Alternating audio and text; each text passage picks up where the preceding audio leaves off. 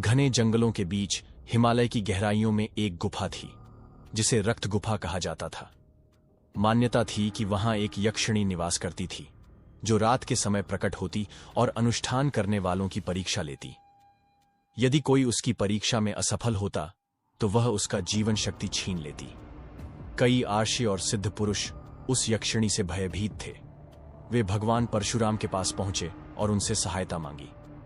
परशुराम, भगवान विष्णु के छठे अवतार, जो हमेशा अपनी परशु कुल्हाड़ी के साथ रहते थे, ने इस चुनौती को स्वीकार किया। परशुराम का स्वरूप अत्यंत दिव्य था।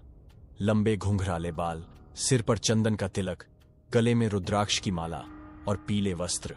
उनकी आंखों में अद्भुत तेज था। उन्होंने कहा, यदि यह यक्षिणी अधर्म के मार्ग पर है तो उसे रोकना होगा। रात के समय परशुराम रक्त गुफा में पहुंचे। चारों ओर घना अंधकार था और हल्की हल्की लाल रोशनी गुफा से बाहर आ रही थी। अचानक हवा तेज चलने लगी और एक रहस्यमयी हंसी गूंज उठी। यक्षिणी प्रकट हुई।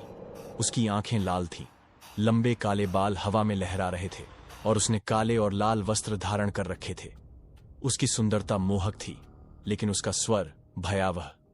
परशुराम, तुम यहां क्यों आए हो? यक्षिणी ने मधुर लेकिन रहस्यमयी स्वर में पूछा। परशुराम मुस्कुराए और बोले, धर्म की रक्षा के लिए।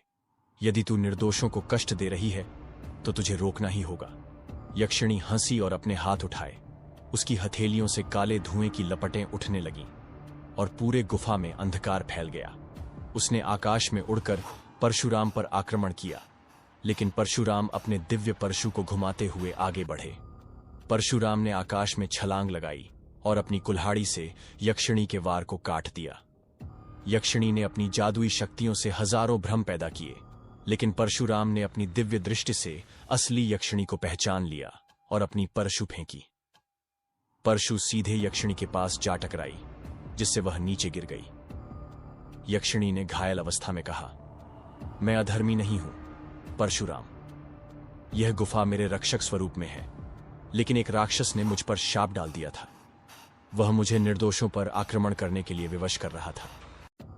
परशुराम ने अपनी दिव्य दृष्टि से सत्य को देखा और मंत्रों का उच्चारण कर उस राक्षस को प्रकट किया। राक्षस प्रकट होते ही परशुराम ने उसे अपने परशु से समाप्त कर दिया। यक्षिणी अब मुक्त थी। उसने परशुराम को प्रणाम किया और कहा, तुमने मुझे शाप से मुक्त किया है। अब मैं इस गुफा में तुम्हारी भक्ति करूंगी। परशुराम ने मुस्कुराकर कहा, धर्म की रक्षा करना ही मेरा कर्तव्य है। और वे वहां से चले गए। जब परशुराम चले गए, गुफा में हल्की सी दिव्य चमक उठी।